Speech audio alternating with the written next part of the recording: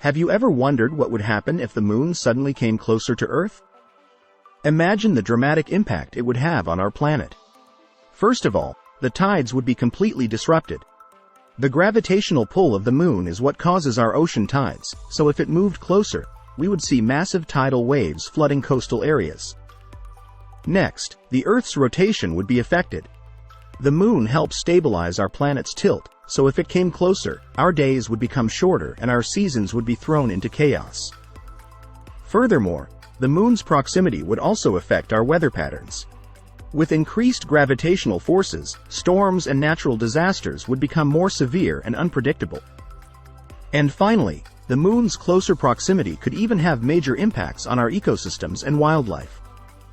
Animals that rely on lunar cycles for migration and reproduction would face serious challenges. In conclusion, if the moon were to come closer to Earth, the consequences would be catastrophic.